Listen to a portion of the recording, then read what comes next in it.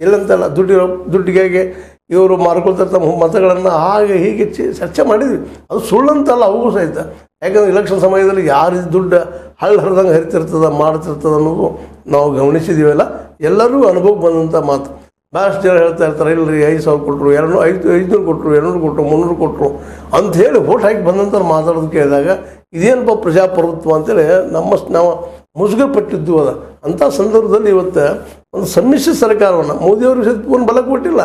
ಏನಾದರೂ ಹೆಚ್ಚು ಕಡಿಮೆ ಆದರೆ ಒಂದು 30 ಮಂದಿ ಇವತ್ತು ಒಂದು ಕಡೆ ನಾಯ್ಡು ಅವರಿದ್ದಾರೆ, ಇನ್ನೊಂದು ಕಡೆ ನಮ್ಮ ನಿತೀಶ್ ಕುಮಾರ್ ಅವರಿದ್ದಾರೆ. ಅವ್ರು ಹೇಗೆ ಹೊರಟಿದ್ದಾರೆ. ಆದರೂ ಸಹಿತ ಇವರು ಇವತ್ತು ನಮ್ಮದು ಸರ್ಕಾರಪ್ಪ, BJP ಇದು ಅಖಂಡ ಒಂದು ಸರ್ಕಾರದ ಅನ್ನುವಂಗೆ ಬಿಹೇವ್ ಮಾಡ್ತಾ ಇದ್ದಾರೆ. ಅದರಲ್ಲೂ ಈಗ ಮೆಜಾರಿಟಿ ಪ್ರೂವ್ ಆಗಿದೆ, ತಮ್ಮದೇ ಅಂತ ಪ್ರಧಾನಿ ಅವರಾಗಿದ್ದಾರೆ. ಮತ್ತು ಅದ್ರ ಜೊತೆಗೆ ತಮಗೆ ಬೇಕಾದಂಥ ಎಲ್ಲ ಮಿನಿಸ್ಟರ್ಸ್ ಹಾಕ್ಕೊಂಡಿದ್ದಾರೆ. ಹಿಂದಿದ್ದಂಥ ಯಾವ ಸೋತ ಮಿನಿಸ್ಟರ್ಸ್ ಇದ್ದರು ಅಥವಾ ತಾವು ಆಡಳಿತ ವೈಫಲ್ಯತೆಯನ್ನು ಕಂಡಿದ್ರು ಅವರನ್ನು ಇವತ್ತು ಮತ್ತೆ ತೊಗೊಂಡು ಆಡಳಿತ ಮಾಡ್ತಾ ಇದ್ದಾರೆ. ಇದು ಭಾಳ ಗಮನಾರ್ಹದ ಇಲ್ಲಿ. ಹೀಗಾಗಿ ನಮ್ಮದಪ್ಪ ಸ್ವಂತ ಗೌರ್ಮೆಂಟ್ ಅನ್ನುವಂಗೆ ನಡೀತಾ ಇದ್ದಾರೆ. ಆದರೆ ಇದು ಯಾವಾಗ ಬಿದ್ದು ಹೋಗ್ತದೋ ಏನು ಮಾಡ್ತದೆ ಆ ಮಾತು ಬೇರೆ. ಅದು ಬೆಳ್ತದೋ ಹೇಳ್ತದೋ ನಿಂತಿದ್ದು ಯಾರ ಮೇಲಪ್ಪ ಅಂದ್ರೆ NDA ಮೇಲೆ, ಅದರಲ್ಲೂ ಮುಖ್ಯವಾಗಿ ನಿತೀಶ್ ಮತ್ತು ಈ ನಮ್ಮ ನಾಯ್ಡು ಅವರ ಹೆಗಲ ಮೇಲೆ. ಅಲ್ಲೂ ಈಗ ಶುರುವಾಗಿಬಿಟ್ಟದು ಎರಡೂ ಪಕ್ಷಗಳಲ್ಲಿ. ಅವ್ರಿಗೊಂದು ಭಯ ಶುರುವಾಗಿದೆ. ನಾವೇನೂ ಸಪೋರ್ಟ್ ಮಾಡಿದ್ದೀವಪ್ಪ, ಆದರೆ ನಾಳೆ ನಮ್ಮ ಪಕ್ಷನ ಹೊಡ್ಕೊಂಡು ಇವರು 272 ಮಾಡ್ಕೊಂಡ್ರೆ ಹೆಂಗೆ ಅನ್ನುವಂಥದ್ದು ಮೊದಲೇದಾಗಿ ನಿತೀಶ್ ಕುಮಾರ್ ಅವ್ರಿಗೆ ಶುರುವಾಗಿಬಿಟ್ಟದು ಈಗ.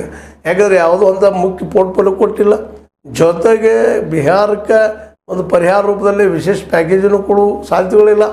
ಇವೆಲ್ಲ ಇದ್ದಾಗ ಸುಮ್ಮನೆ ಕಣ್ಣು ಉರಿಸುವಂಗೆ ಕೆಲಸ ಮಾಡಲಿಕ್ಕಿದ್ದಾರೆ. ಅದ್ರ ಜೊತೆಗೆ ಇರುವ 12 MP ಒಡೆಯುವ ಪ್ರಯತ್ನ ಸಹಿತ ನಡೆದಂತೆ ಸುದ್ದಿಗಳು ಬರ್ತಾ ಇದ್ದಾವೆ. ಅದೇನೂ ಇರಲಿ, ಈ ನೆಲೆಯಲ್ಲಿ ಇವತ್ತು ನಮ್ಮ BJP ಸರ್ಕಾರ, ಅದರಲ್ಲೂ ಮೋದಿಯವ್ರ ಸರ್ಕಾರ ಇದ್ದಿದ್ದು ನಂದು ಒಂದೇ ಸರ್ಕಾರ ಬಣ್ಣಂಗೆ ಹೊರಟಿದ್ದಾರೆ.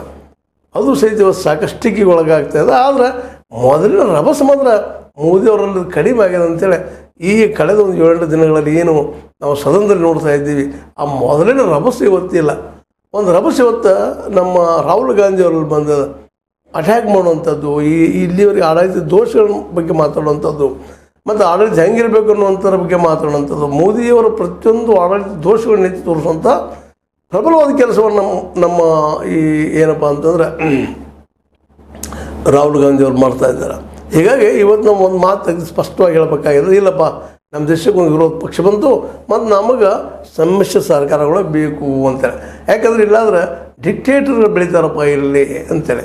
ಯಾಕಂದರೆ ಡಿಕ್ಟೇಟರ್ಗಳು ಬೆಳೆದ್ರೆ ಅವ್ರನ್ನ ಕಿತ್ತಾಕೋದು ಸುಲಭದ ಕೆಲಸ ಅಲ್ಲ ಅನ್ನೋದು ಇತಿಹಾಸಗಳಿಂದ ನಾವು ಅರ್ಥ ಮಾಡ್ಕೊಂಡಂಥ ಒಂದು ಸತ್ಯಗಳು. ಅದಕ್ಕಾಗಿ ಈ ಒಂದು ಪರ ವಿರೋಧ ಈಗಲೂ ಇಲ್ಲ. ಅಗ್ನಿವೀರದ ಬಗ್ಗೆ ಸತ್ಯದ ತಲೆ ಮೇಲೆ ಹೊಡೆದಂಗೆ ನಮ್ಮ ರಾಜನಾಥ್ ಸಿಂಗ್ ಅವ್ರು ಹೇಳಿಬಿಟ್ರು, ನಾವು ₹1 ಕೋಟಿ ಕೊಡ್ತೀವಿ ಅವ್ರಿಗೆ ಅಂತೇಳಿ. ಆದರೆ ಅವ್ರನ್ನ ಎನ್ಕ್ವೈರಿ ಮಾಡಿದಾಗ ಅಜಯ್ ಸಿಂಗ್ ಅನ್ನುವಂಥ ಅಗ್ನಿವೀರನ ಪ್ರಶ್ನೆ ಮಾಡಿದಾಗ ಅವ್ರ ತಂದೆಯವ್ರನ್ನ ಪ್ರಶ್ನೆ ಮಾಡಿದಾಗ ಕೇವಲ ಪಂಜಾಬ್ ಸರ್ಕಾರ ಮಾತ್ರ ನಮ್ಗೆ ಪರಿಹಾರ ಕೊಟ್ಟದ, ಉಳಿದವ್ರು ಯಾರಿಗೂ ಕೊಟ್ಟಿಲ್ಲ, ಸೆಂಟ್ರಲ್ ಗೌರ್ಮೆಂಟಿಂದ ಏನೋ ಒಂದು ಪೈಸಾ ಬಂದಿಲ್ಲ ನಮ್ಗೆ ಅನ್ನೋದು ಅಷ್ಟು ಮಟ್ಟಿಗೆ ಮಾತನಾಡಿದಾಗ ಅವ್ರಿಗೆ ಎಷ್ಟು ನೋವು ಆಗಿರ್ಬೋದು ಅನ್ನೋದು ನಾವು ನೋಡ್ಬೋದಾಗಿದೆ. ಅದು ಈಗಾಗಲೇ ಈ ಒಂದು ನಮ್ಮ ಮೀಡಿಯಾದಲ್ಲಿ, ಅದರಲ್ಲೂ ಸೋಷಿಯಲ್ ಮೀಡಿಯಾದಲ್ಲಿ ಭಾಳ ಹರಿದಾಡ್ತಾ ಇದೆ. ಅಜಯ್ ಸಿಂಗರ ತಂದೆ